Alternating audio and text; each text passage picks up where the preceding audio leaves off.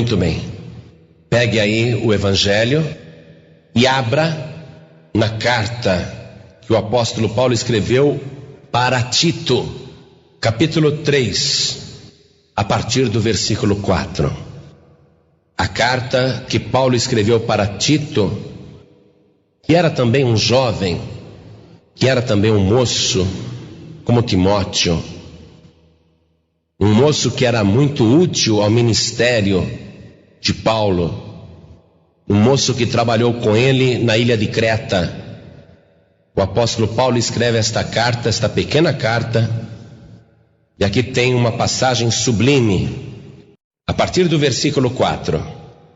Mas, quando apareceu a benignidade e caridade de Deus, nosso Salvador, para com os homens, não pelas obras de justiça que houvéssemos feito, mas, segundo a sua misericórdia, nos salvou pela lavagem da regeneração e da renovação do Espírito Santo, que abundantemente Ele derramou sobre nós por Jesus Cristo, nosso Salvador, para que, sendo justificados pela sua graça, sejamos feitos herdeiros segundo a esperança da vida eterna. Acompanhe agora comigo uma notícia que saiu publicada na Folha de São Paulo, onde fala de uma reconciliação entre católicos e protestantes,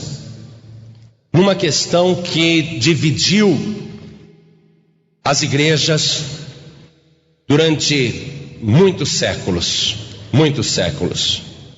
Numa reunião que eles fizeram, já estão se reunindo há muitos anos, também estudando esses assuntos, aqueles pontos divergentes entre a Igreja Católica e os protestantes entraram num acordo.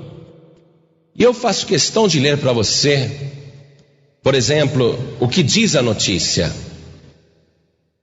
Resumidamente, aqui fala que os protestantes acreditam nisso e os católicos acreditam nisso. Então vamos ver. Protestantes só aceitam 2 sacramentos, batismo e Eucaristia, ou Santa Ceia. Cultuam apenas a Santíssima Trindade, Pai, Filho e Espírito Santo. Não aceitam o celibato clerical como obrigatório. As igrejas são independentes entre si. Possuem igrejas que inclusive ordenam mulheres. Admitem o divórcio e os métodos anticoncepcionais não naturais e toleram até o aborto em determinadas circunstâncias. Isso os protestantes. Católicos. A notícia diz que aqui estão os dogmas, os sacramentos que eles acreditam. São 7 sacramentos. Batismo, inclusive batismo de nenezinhos, aliás, é o batismo que eles praticam, batismo de criança. Crisma ou confirmação, Eucaristia, confissão, unção dos enfermos, ordem e matrimônio. Além da Santíssima Trindade, eles cultuam os santos e a Virgem Maria. Com relação aos sacerdotes, exigem, é obrigatório o celibato clerical. Submetem-se à autoridade do Papa, a quem consideram infalível. Ordenam somente homens no sacerdócio, rejeitam o divórcio e os métodos anticoncepcionais não naturais e proíbem o aborto. Muito bem. Mas a questão principal não são esses pontos. A questão que mais dividiu e que sempre foi o que causou a diferença entre católicos e protestantes diz respeito à salvação. E a matéria é muito interessante, inclusive, que fala que esta longa separação parece que está entrando em acordo. Então, vamos ler alguns trechos que falam dessa divisão entre católicos e protestantes, que aconteceu principalmente no século XVI, quando o Martinho Lutero, que era um monge, ele se rebelou contra o Papa Leão X, porque o Leão X queria reformar a igreja do Vaticano, a Basílica de São Pedro, e ele bolou um jeito para conseguir dinheiro. ele começou a vender perdão. Então os ricos pagavam por perdões, inclusive com permissão antecipada até para pecar. Era só ter dinheiro, e o Papa Leão X vendia perdão. E vendia com um diploma. Os ricos colocavam em casa que eles estavam perdoados dos pecados e davam altas somas de dinheiro para o Vaticano, para esse Papa Leão X. E o Martinho Lutero, que era um monge agostiniano, ele se rebelou contra isso e pregou lá na igreja da Alemanha 95 teses que eram um protesto. Então, aqui, naquela época está dizendo que católicos defendiam que, para atingir a salvação, os fiéis deveriam praticar boas obras, ou melhor, entregar-se às ações solidárias e respeitar um sem número de ritos, orações repetitivas, donativos, peregrinações, jejum, adoração de relíquias, etc. A salvação dependeria do mérito de cada católico. Quem fizesse mais obras de caridade somaria mais pontos no céu. E a notícia, a matéria continua dizendo: tal doutrina acabou gerando uma série de abusos, como a venda de indulgências, venda de perdão. Em troca de recursos para a reconstrução da Basílica de São Pedro, em Roma, o Papa Leão X oferecia a remissão total ou parcial das penas que o doador do dinheiro iria sofrer, na terra ou no purgatório, por ter cometido pecados. As 95 teses de Lutero questionavam as vendas de perdão, lançando mão de palavreado firme e direto, o que as tornava bastante compreensíveis perante leigos. Lutero as afixou em 1517 diante da igreja do castelo de Wittenberg, Alemanha. Daqueles escritos brotava uma nova doutrina, a de que a salvação ou a justificação deriva da graça divina e não das obras humanas. Interessante, a Folha fala tudo isso, né? Interessante. Para o monge alemão, Deus se revelava muitíssimo generoso, salvava os fiéis gratuitamente e por amor, sem exigir nenhuma contrapartida. Os cristãos que desejassem alcançar o perdão dos pecados e se justificar, necessitavam somente da sua fé. Suas obras não influenciariam Deus, nem o coagiriam. O monge Lutero costumava contar que formulou a doutrina com base na carta de São Paulo aos Romanos. Uma frase do texto bíblico lhe chamava especialmente a atenção: o justo viverá pela fé. Em janeiro de 1521, Leão X excomungou Lutero. No decorrer dos séculos, as duas igrejas trocaram violentas acusações. Católicos taxavam os luteranos de omícios, diziam que se mostravam passivos diante do sofrimento alheio por não acreditarem nas boas ações. Luteranos, em resposta, insistiam que os católicos duvidavam da graça de Deus porque impunham condições humanas para a salvação. Foi há menos de 4 décadas que as distâncias começaram a diminuir. Em 1967 criou-se a Comissão Mista Internacional Católico-Luterana, que desde então se reúne periodicamente para analisar pendências teológicas. Com o acordo, atenção agora como a notícia termina, com o acordo ambas as partes, preste atenção, católicos e protestantes, com o acordo ambas as partes passam a professar que, atenção, a salvação decorre da graça de Deus e não das boas obras. Atenção, está dizendo que isso é um acordo, que católicos e protestantes agora vão professar isto. Mas espera um pouquinho, os protestantes nunca professaram outra coisa. O que está acontecendo então? A Igreja Católica Apostólica Romana oficialmente está admitindo então que errou, que a salvação não é obtida pelas obras, pelas boas obras. Atenção. Segundo, só se chega à salvação pela fé. Muito bem. Terceiro, embora não levem à salvação, as boas obras são consequência natural da fé. Em outras palavras, o verdadeiro cristão faz boas obras não para se salvar, mas como um testemunho de fé. Foi tudo que a igreja protestante sempre pregou até hoje. E agora a igreja católica vai assumir que estava errada e vai passar a pregar nas suas igrejas isto agora. Porém, essa notícia que parece ótima, excelente, que parece muito boa, na verdade está encerrando ainda alguns problemas muito graves. Por exemplo, a salvação decorre da graça, muito bem, da graça de Deus e não das obras. Esse ponto é gravíssimo, e eu quero ver como é que a Igreja Católica vai resolver a questão do purgatório, a questão da missa do sétimo dia, a questão da missa pela intenção das almas. Eles vão ter que parar com isso, você concorda comigo? Porque a salvação decorre pela fé e não pelas obras. Eles não vão mais poder rezar missa em intenção da alma de ninguém.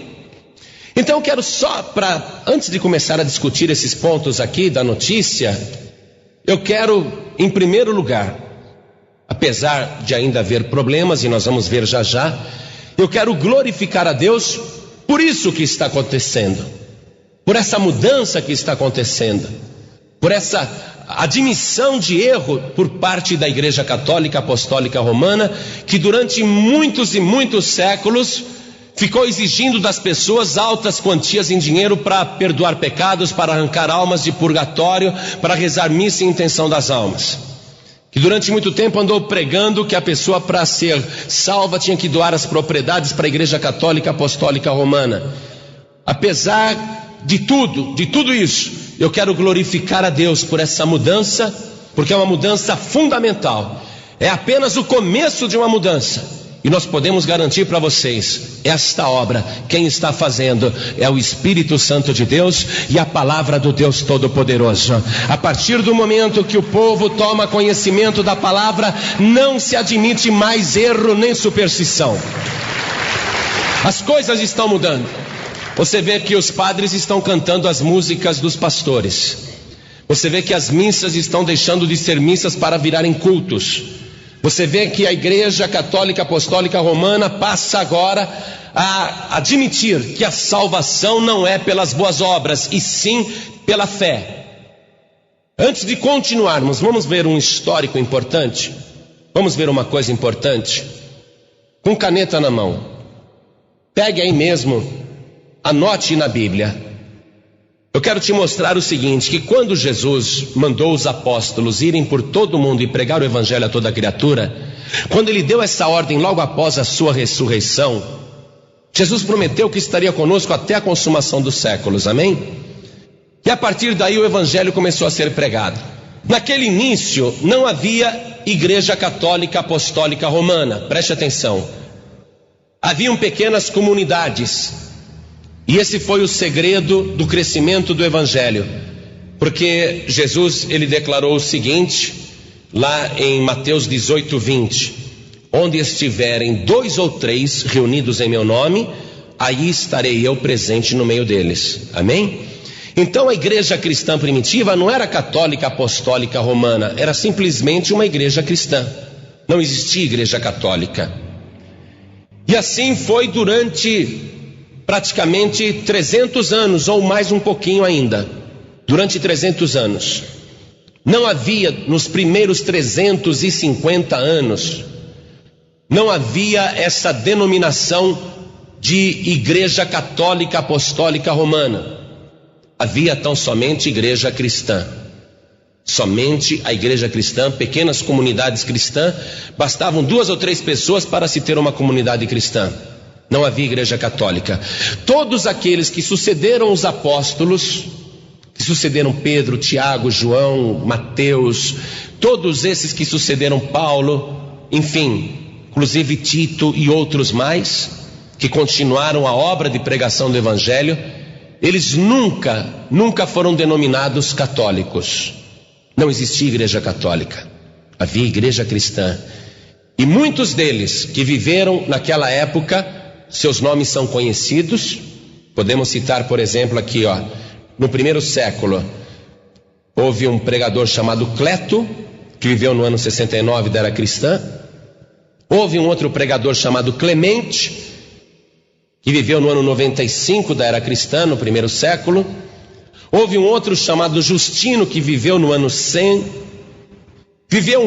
também um outro chamado Higino, que pregava no ano 139, e também um outro chamado Policarpo, que viveu no ano 155. Esses pregadores nunca falaram: eu sou católico, a igreja é católica. A igreja era cristã. E muitos outros ainda, como por exemplo Inácio, que séculos depois seria canonizado e as pessoas o tratam de Santo Inácio.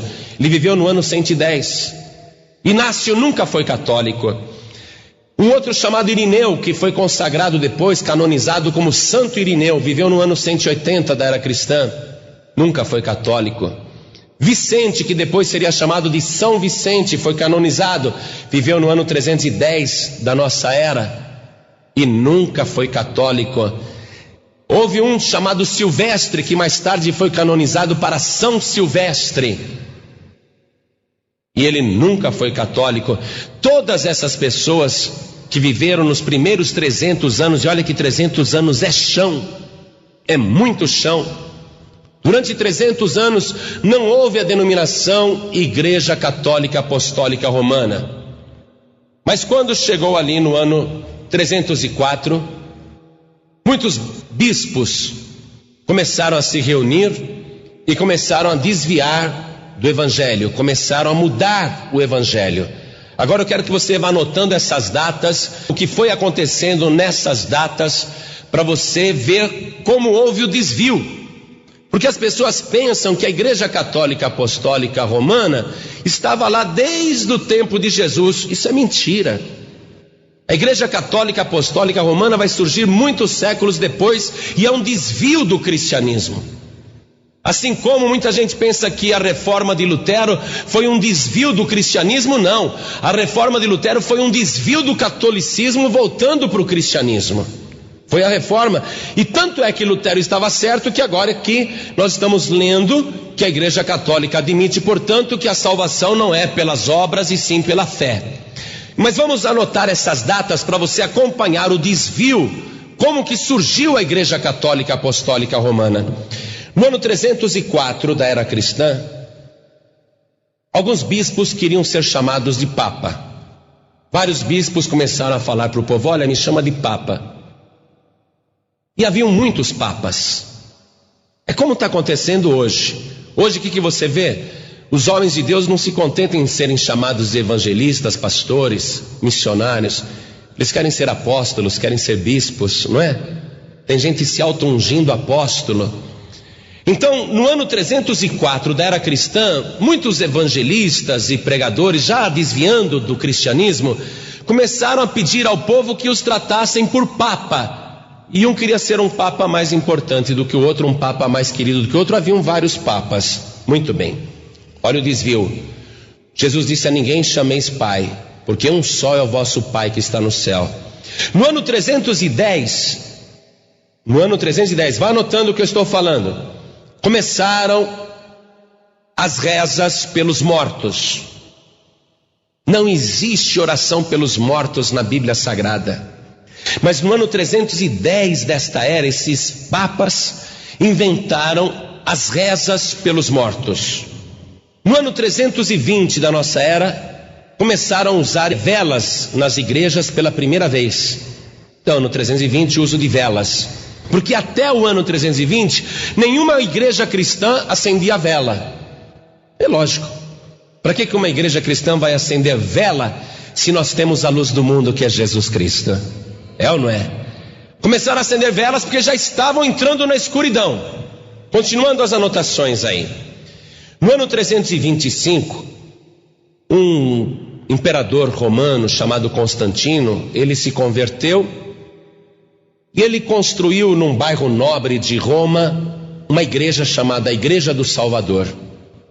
E ele começou ali realmente a prestigiar o cristianismo. Foi o primeiro imperador romano a se converter ao cristianismo, mas ele, na verdade, ao construir a Igreja do Salvador em Roma, num bairro nobre chamado Vaticanos, ele despertou a cobiça daqueles bispos que queriam ser papa.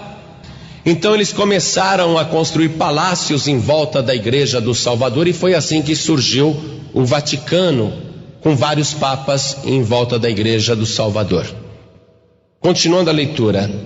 No ano 381, anote isso, no ano 381, esses papas, eles dão o nome de Igreja Católica. Foi o imperador romano chamado Teodósio que fez ali uma convocação, e no ano 381 da era cristã surgiu pela primeira vez a denominação de Igreja Católica. Mas você está vendo que é uma igreja diferente da igreja cristã, porque já está fazendo coisas que não combinam mais com o cristianismo, já está se desviando. Então a Igreja Católica só surgiu praticamente 400 anos depois. Ficar defendendo a Igreja Católica como se fosse a igreja original, isso é uma mentira, isso é uma inverdade, o povo acredita nisso. Mas estão aqui os documentos históricos, quem quiser pesquise, quem quiser consulte o padre, e quem quiser tente processar, porque está tudo em livros de história, não tem como processar o pastor, porque ninguém está inventando nada, tudo que está sendo falado aqui é a pura verdade. Continue acompanhando comigo. No ano de 394, a Igreja Católica elimina o culto cristão e institui a missa, quer dizer, um ritual próprio, não mais um culto do Espírito de Deus, não mais uma reunião onde o Espírito de Deus tinha liberdade. Eles instituem a missa. O batismo de Nenezinho começou no ano 416 da era cristã. Anote aí, no ano 416, a Igreja Católica Apostólica Romana institui o batismo de nenezinhos, uma prática que não existe no Evangelho e não existe na Palavra de Deus, uma coisa que Jesus nunca mandou fazer. E por que eles fizeram? Por que eles inventaram o batismo de nenezinho? E quando inventaram o batismo de nenezinho, inventaram também o limbo, para obrigarem as pessoas a se tornarem católicas. Então nascia um nenezinho, o padre, o bispo, aquele monte de papa dizia: olha, tem que batizar o nenezinho, porque se ele não for católico, ele é pagão, e se ele morrer pagão, vai para o limbo. E os pais ficavam apavorados: ai, meu filho, se morrer vai para o limbo. Até hoje os padres falam isso. Eu não quero que meu nenezinho, se morrer, vai lá pro limbo. Como que é o limbo? O limbo é um lugar deserto, vazio, não tem nada. Não é o inferno, mas também não é o céu. A alma fica lá no limbo, fica perdida no limbo. Não quero que o meu filho morra e vá pro limbo. Aí eles iam correndo e batizavam os nenezinhos, coisa que Jesus nunca mandou. Aí a pessoa crescia falando: eu sou católico, mas nem sabia de nada, não decidiu nada, não creu em nada. Inventaram o batismo de nenê. Mas será que tem procedimento essa palavra que se o nenezinho morrer sem batizar na Igreja Católica, ele vai para o limbo? Isso é uma mentira. Um dia as crianças rodearam o Senhor Jesus e abraçavam o Senhor pelas pernas, pelos pés, sentavam no seu colo, e os apóstolos ficaram nervosos e diziam: essas crianças estão atrapalhando. Criançada, sai daí, sai daí. Aí o Senhor Jesus disse: deixai vir a mim os pequeninos, e não os impeçais de virem até mim, porque dos tais é o reino dos céus. A criança, o nenezinho que morre, pelo contrário, ela não vai para o limbo não, ela já está salva, porque ela já é do reino dos céus. Inventaram mentiras e mais mentiras para seduzir o povo, para que o povo ficasse atemorizado. Muito bem, continue anotando. No ano 431, a Igreja Católica Apostólica Romana instituiu o culto a Maria, mãe de Jesus. Note que antes disso nunca ninguém fez uma oração para Maria, não havia oração Ave Maria. E quando o anjo saudou Maria, o anjo não disse Ave Maria, o anjo disse Salve Maria. Ave era uma saudação romana, Ave César. Eles inventaram a Ave Maria, a reza para Maria, e as pessoas começaram então a cultuar Maria. Por que a Igreja Católica Apostólica Romana fez isso? Porque eles já tinham se apropriado dos nenezinhos, agora eles queriam as mães das crianças, queriam as mulheres. E para que eles fizessem algo simpático para as mulheres, então eles inventaram a adoração a Maria. Continuando aqui a nossa história, nós vamos ver que no ano 503, eles inventam o purgatório. Não existia purgatório antes. Que interessante. Você acha que a Igreja Católica Apostólica Romana tem poder para inventar o purgatório? Inventaram uma coisa que não existe? Mas começaram a dizer para o povo que existia purgatório. E qual era a intenção de se criar esse purgatório? Arrecadação financeira. Missas em favor dos mortos. Até hoje tem gente que acredita nisso. No ano 787, começaram o culto com imagens. Até o ano 787 não haviam ídolos dentro de igreja nenhuma. Pelo menos das que queriam ser cristãs, ou se diziam cristãs. Porque Deus fala claramente na sua palavra: não faça imagem alguma de escultura semelhante ao que existe em cima nos céus, ou na terra, ou debaixo da terra. Não te inclines diante dela, não as adores, porque eu sou o Senhor vosso Deus. Mas aqui eles criaram então imagens de santos, imagem de Maria. E por que eles fizeram isso? Para concorrer com os templos pagãos. Porque os pagãos, especialmente os gregos, tinham várias imagens e diziam que aquilo era um deus do Olimpo, era um deus. Então, para concorrer com a igreja romana, eles criaram adoração de imagens e colocaram santos, imagens, dentro das igrejas. No ano 830, a Igreja Católica Apostólica Romana começa a usar ramos e água benta dentro da igreja. Você vai percebendo que conforme o tempo foi passando, a Igreja Católica foi se afastando cada vez mais do cristianismo. Como é que eles vão resolver tudo isso aqui? Eles começaram já admitindo que a salvação decorre da graça de Deus e não das obras. Mas com relação a todas essas coisas, como é que fica? Isso é para você não pensar: então eu vou para a Igreja Católica. Olha aqui, ó, eles têm que limpar tudo isso ainda. São séculos e séculos de erros que eles têm que corrigir.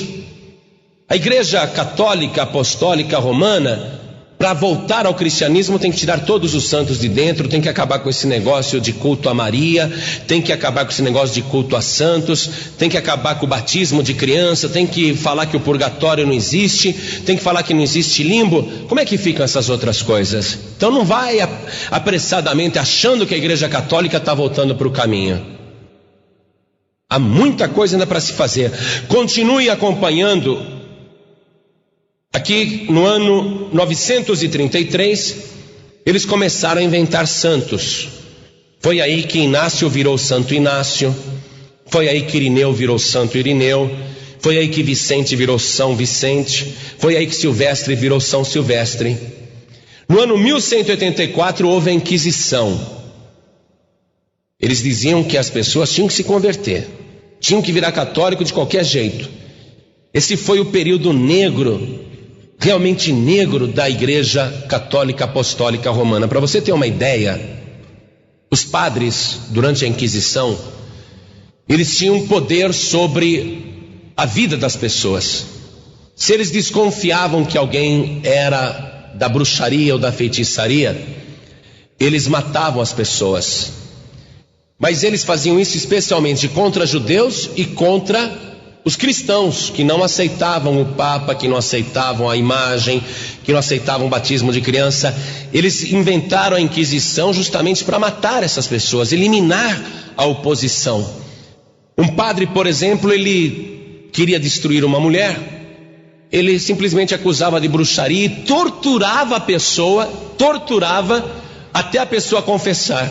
E você sabe que debaixo de tortura a pessoa confessa qualquer coisa. Às vezes eles nem sequer torturavam. Eles faziam o seguinte teste: bastava uma mulher ter um nariz de águia, uma verruga no rosto e ser velha e feia, eles falavam: é bruxa. Vamos fazer o teste para ver se não é bruxa. E isso está nos livros de história, não estou inventando nada. Eles pegavam a velha feia, colocavam dentro de um saco e amarravam.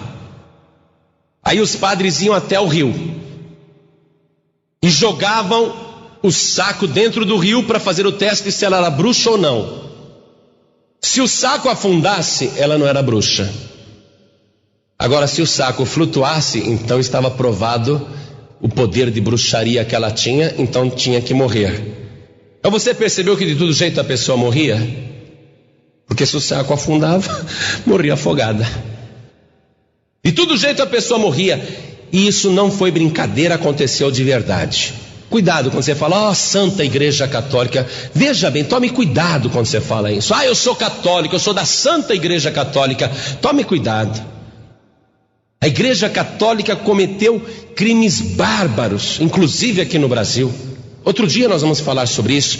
Vamos continuar a leitura, a progressão do desvio da Igreja Católica do cristianismo. Continuando aqui, quando essas coisas aconteceram. No ano de 1190, começou a venda de perdão.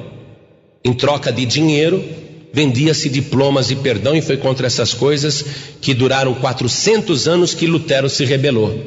Porque durante cerca de 400 anos a Igreja Católica ficou vendendo salvação para quem podia pagar. E segundo a Igreja Católica, nesses 4 séculos, só rico podia ir para o céu. Todos os pobres iam para o purgatório e iam para o inferno. Todos os pobres não tinham direito à salvação, porque a salvação que a Igreja Católica oferecia só podia ser comprada pelo dinheiro. E os protestantes, os cristãos nunca aceitaram isso, nunca. Por quê?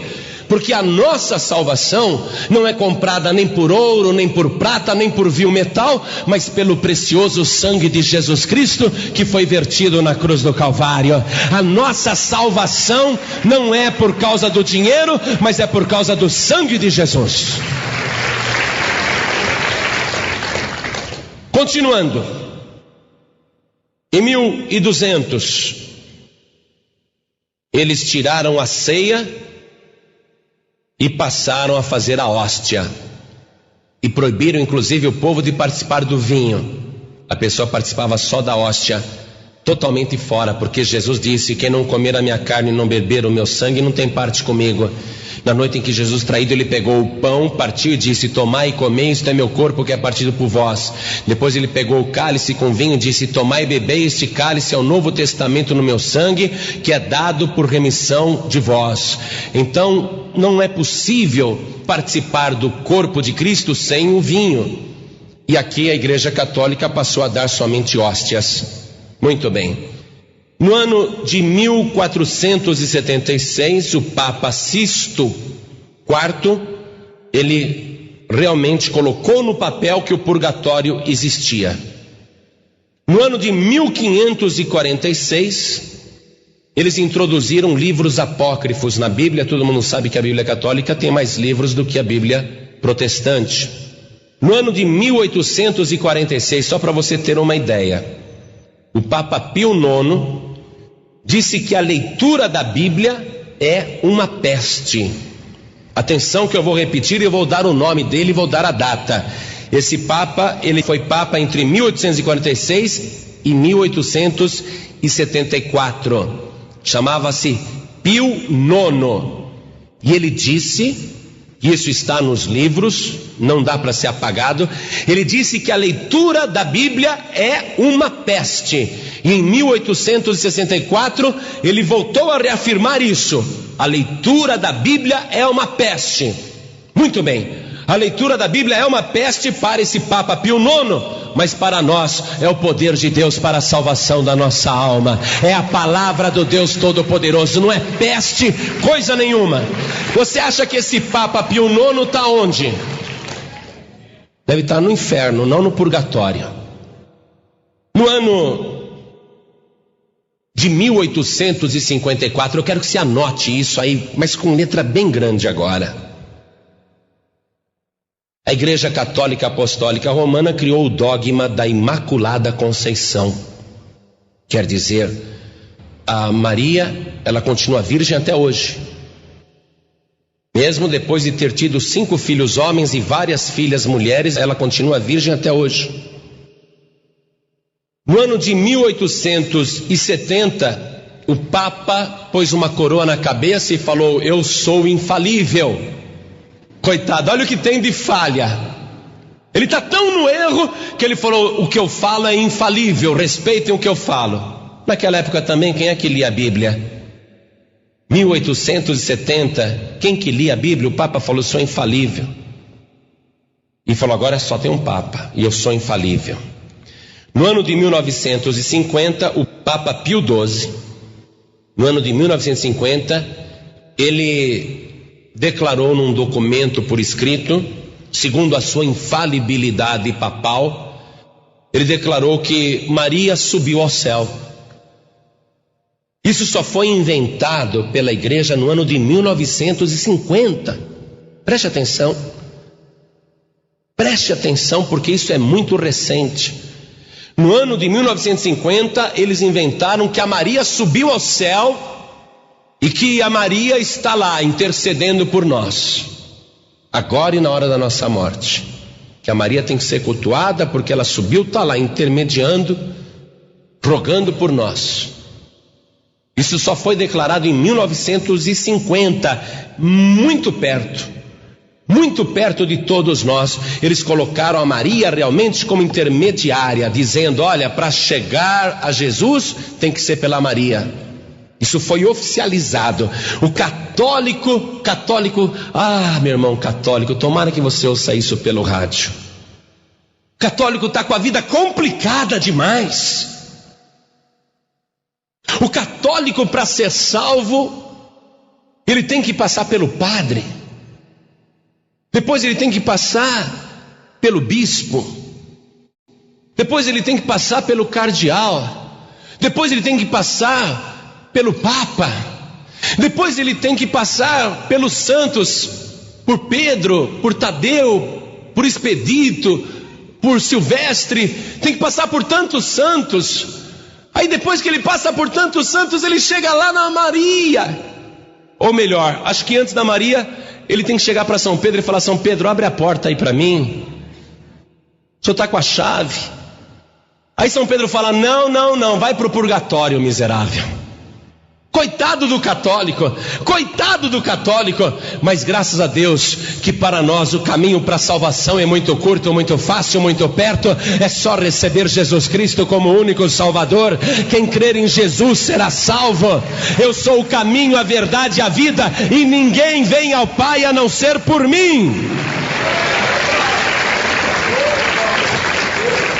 Eu quero ler só para a gente ir concluindo esta mensagem aqui. E eu só estou entrando nessa mensagem por causa da notícia da Folha de São Paulo, que eu achei sensacional. Mais de 500 mil exemplares pregando a salvação. Agora, como é que fica esse monte de católico que foi para o purgatório, que ficou pagando missa de 7º dia, que ficou batizando o nenê, que ficou no limbo? Como é que fica esse monte de católico que foi para o inferno, que ficou acreditando em santos e etc e tal? Porque agora eles vão ter que esclarecer o restante das questões. Eu só estou entrando nesse assunto por causa dessa matéria que conclui dizendo assim: então, ambas as partes passam a professar que a igreja protestante nunca professou nada diferente. Preste atenção, quem está voltando, começando a voltar, porque não voltou ainda, tem muita coisa para corrigir, é a igreja católica. E eu estou falando de uma notícia da Folha de São Paulo. Muito bem. Quer saber a data para você poder ler a hora que você quiser? 19 de setembro de 1999. Para ler aqui, ó. Excomungar o Lutero. Esse é um herege. Esses protestantes são herege. Eles não acreditam em Maria. Queima na fogueira. Durante a Inquisição queimaram milhares e milhares de evangélicos, de cristãos na fogueira. Mataram muita gente. Agora estão vindo aqui e admitindo. E como é que fica o restante das coisas? Vamos lá. Ambas as partes passam a professar que a salvação decorre da graça de Deus e não das boas obras. Só se chega à salvação pela fé. Falta eles dizerem fé em quem? Fé em Pedro? Fé em Maria? Fé no Papa? Falta eles dizerem que chega a salvação pela fé em quem?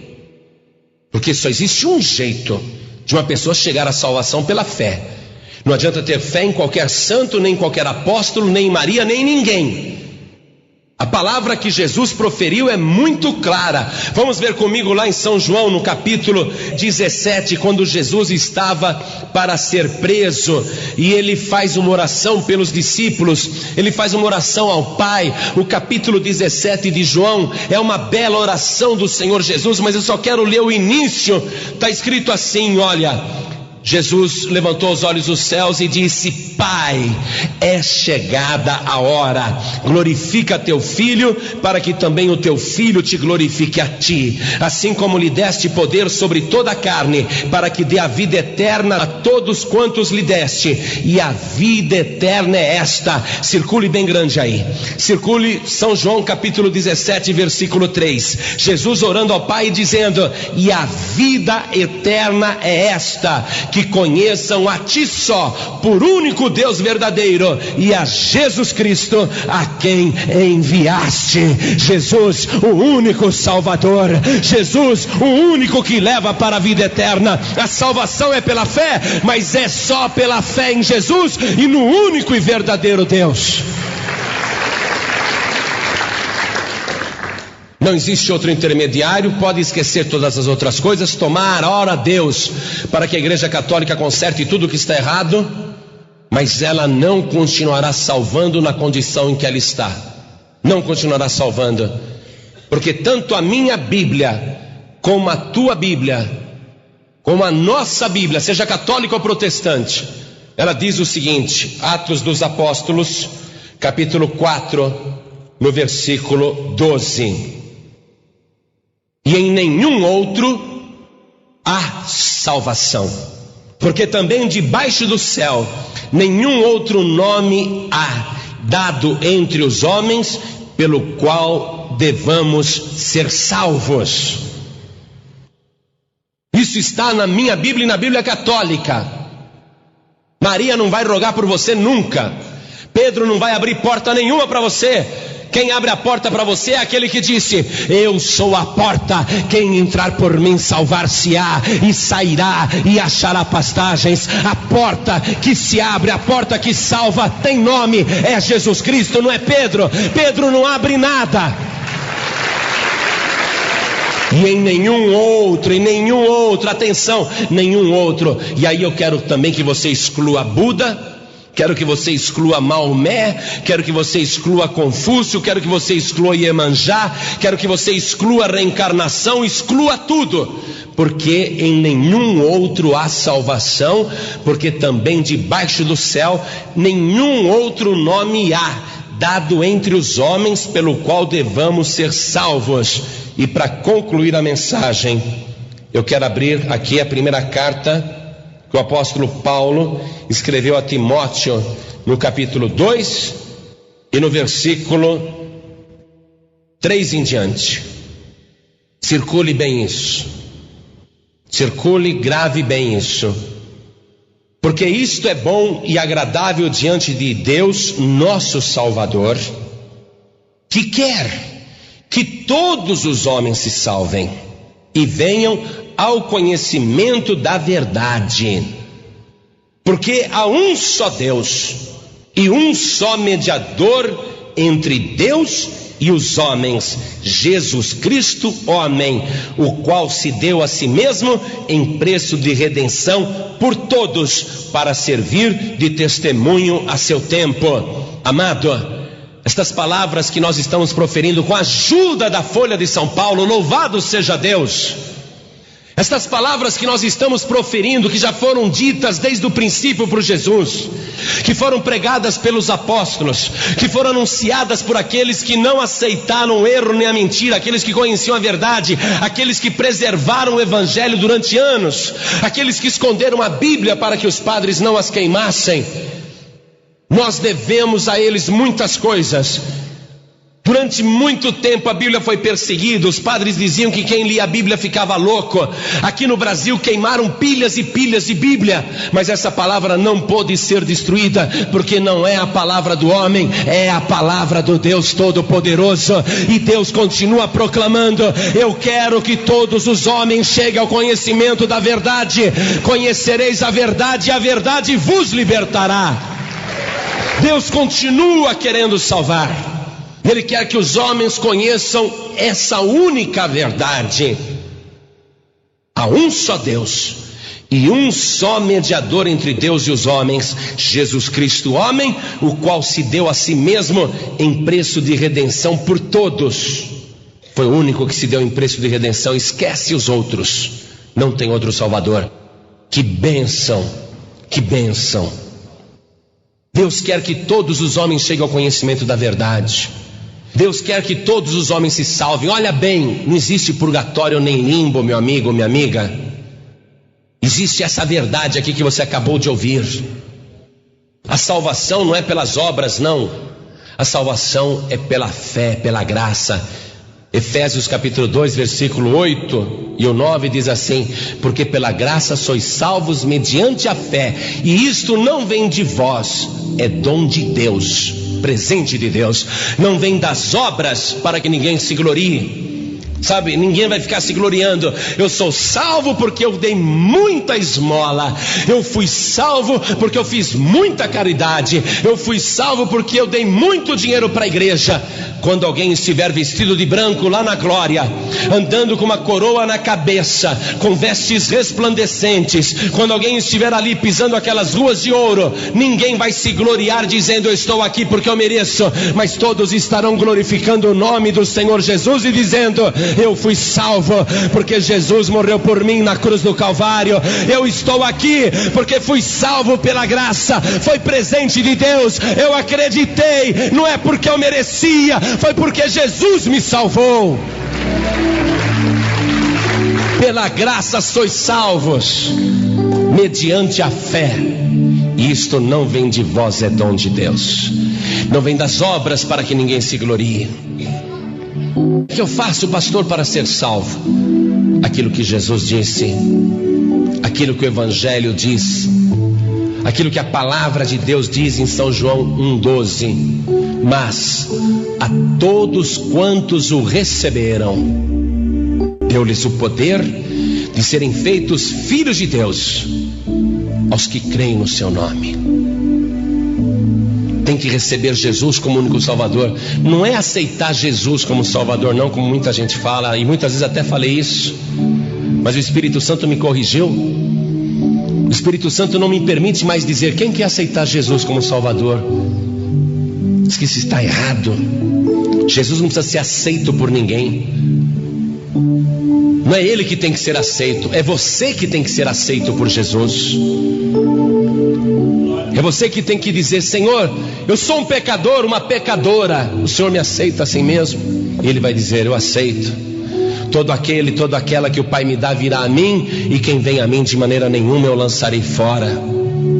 Você só tem que entregar tua vida para Jesus, crer que Ele é o teu único e suficiente Salvador, esquecer religião, igreja católica, apostólica, romana, e ser igreja protestante. Não, você não tem que pensar em igreja, tem que pensar em Jesus. Nós não estamos pregando placa de igreja, não, nem denominação, nada disso. Estamos pregando a salvação. Só existe um Salvador. Você tem que rejeitar Maria, o Pedro, o Santo, o Benedito, o Expedito, a Iemanjá, o Buda, o Maomé. Tem que rejeitar todo mundo. Só existe um Salvador. Só existe um que se deu em preço de resgate por você na cruz do Calvário. Ele verteu o sangue para lavar os teus pecados. Se você crer nisso e entregar tua vida para Jesus, fizer isto com fé, o teu nome vai ser escrito no livro da vida. Pela graça sois salvos. Não é porque você merece, não, porque se só bonzinho entrasse no céu, o céu ficaria vazio até hoje. Mas não é pelas nossas obras de justiça, mas é pela obra que Jesus fez por nós na cruz do Calvário. E é tão fácil, é de graça. Pela graça sois salvos, é de graça. Quer receber? Quer tomar posse? Quer entregar? Quer entregar tua vida para Jesus? São João 1,12. Mas a todos, olha bem, todos, mas a todos quantos o receberam, deu-lhes o poder de serem feitos filhos de Deus, aos que creem no seu nome. Quantas pessoas hoje aqui querem entregar a sua vida para Jesus e recebê-lo como único e suficiente Salvador? Ergue a mão direita assim bem alto. Ergue bem alto a tua mão direita. Oh glória, ergue bem alto, não se envergonhe não. Oh glória, vamos aplaudir o Senhor Jesus, igreja. Olha quantas mãos erguidas, porque isto é bom e agradável diante de Deus, que quer que todos os homens se salvem e venham ao conhecimento da verdade. Todos que ergueram as mãos, venham aqui para frente agora em nome de Jesus. Todos que ergueram as mãos, venham para cá. Saia do seu lugar. Pastor, por que eu tenho que ir aí na frente?